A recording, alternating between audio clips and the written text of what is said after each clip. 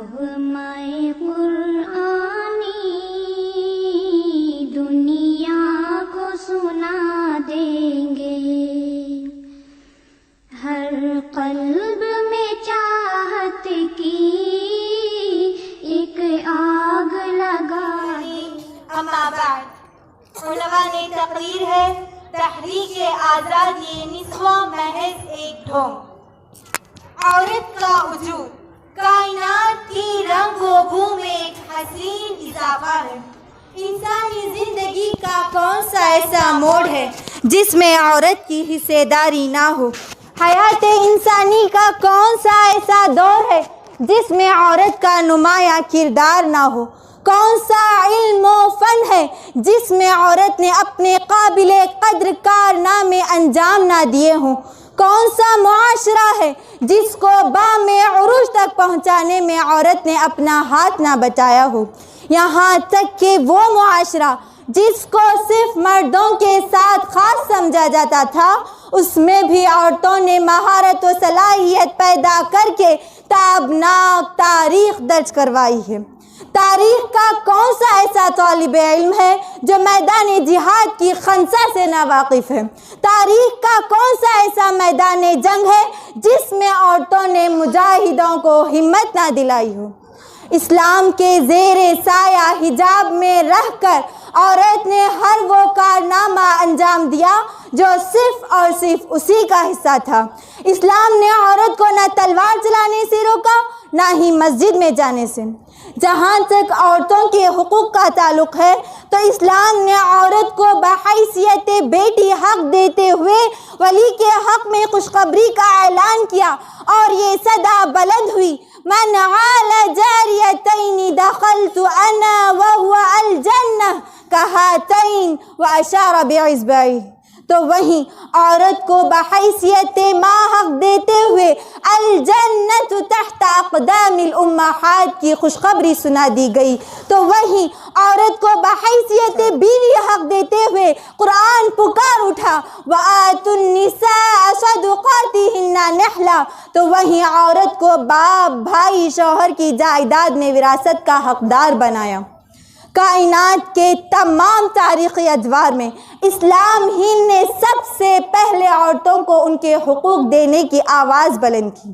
زمانے جاہلیت میں، خصوصاً عرب معاشرے میں، عورت نہایت ہی ذلت آمیز زندگی گزار رہی تھی، نہایت ہی سخت آزمائشی دور سے گزر رہی تھی۔ طلاق کی تو کوئی حد ہی نہ تھی، محض عورتوں کو میراث کی طرح وارثین میں تقسیم کر دیا جاتا۔ عورتیں صرف اور صرف محلوں کی رونق بن چکی تھی۔ زمانے قدیم میں عورتوں کا یہ حال ہے تو ماضی قریب میں عورت کو کیا کچھ حاصل ہے؟ عصر حاضر میں جب عورت نے گھر سے نکل کر مردوں کے شانہ بشانہ کام کرنا شروع کیا تو عورت کو ہاسپٹلوں میں بحیثیت نرس، ہوائی جہازوں میں بحیثیت ایئر ہوسٹس، ہوٹلوں میں بحیثیت ریسیپشن، مخلوط تعلیم گاہوں میں بحیثیت طالبات اور ٹیچرز ہی نہیں بلکہ آج جس کی نظر فحاشی و عریانیت پر ہے وہ اس بات سے اچھی طرح سے واقف ہے کہ مس ورلڈ، مس یونیورس، مس ارتھ کے انتخابی مراحل میں عورت کے ساتھ کیا کچھ کھلواڑ نہیں کیا جاتا۔ نیز فلموں کی اداکاری کے نام پر رسوائی کے ایسے کون سے رسوا کن مناظر ہیں جو پیش نہیں کیے جاتے؟ مغربی تہذیب و ثقافت کی اندھی تقلید ماؤں کا اوڑھنا بچھونا بن گئی۔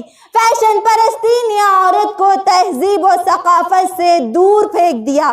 یہ عریانی، یہ فحاشی، یہ ناچ گانے، یہ راگ و رنگ، ٹیلی ویژن VCR پر عورت کے رسوا کن نخرے، پیسوں کے عوض ان کی بکتی ہوئی ادائیں، یہ حصول زر کے لیے ان کے ارزاں نخرے، پھر ان نخروں پر سلامیاں، یہ پریڈیں، یہ غیروں کے ساتھ ملنا، حسن اور اداؤں کی بے حجابی، یہ سب ابلیس کے بچھائے ہوئے جال ہیں جس میں پھنس کر آج عورتیں آزادی کا نعرہ لگا رہی ہیں۔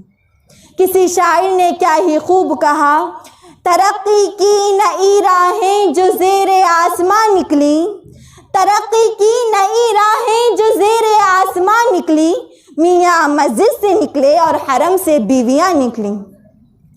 سامعین کرام، کیا یہی عورت کی آزادی ہے؟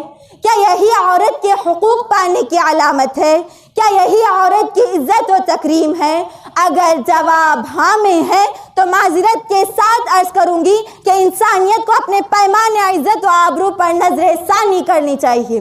اگر جواب ہاں میں ہے تو یاد رکھیں یہ سب معاملہ عورت کے ساتھ اس وقت تک رہے گا جب تک اس میں مردوں کی کشش، ابھرتی جوانی کی بہار، دل ربا دوشیزگی جو جوانی کی رونق ہوتی ہے، جب اس کی خوبصورتی مرجھا جاتی ہے، اس کی کشش میں گھن لگ جاتا ہے، بازاروں میں اس کی قیمت لگنا بند ہو جاتی ہے، یہ کافر معاشرہ اس سے منہ موڑ لیتا ہے، تب وہ ادارے جہاں اس نے جوہر کمال دکھائے تھے اس وجہ سے وہ اسے چھوڑ دینے میں ہی عافیت سمجھتی ہے، پھر یا تو گھر میں یا تو پاگل خانوں میں پڑی رہتی ہے۔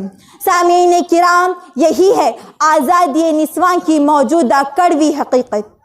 کیا ان سب حقائق و نتائج کے دیکھ لینے کے بعد کیا اب بھی کسی مسلمان عورت کو مغربی تہذیب و ثقافت، اس کی چمک دمک کی طرف حسرت بھری اور للچائی نگاہوں سے دیکھنے کی ضرورت باقی رہ جاتی ہے؟ آخر میں اللہ رب العالمین سے دعا ہے کہ اللہ تعالی ہم تمام عورتوں کو باحیا اور پاکیزہ زندگی گزارنے کی توفیق عطا فرمائے۔ آمین ثم آمین۔ والسلام علیکم ورحمۃ اللہ وبرکاتہ۔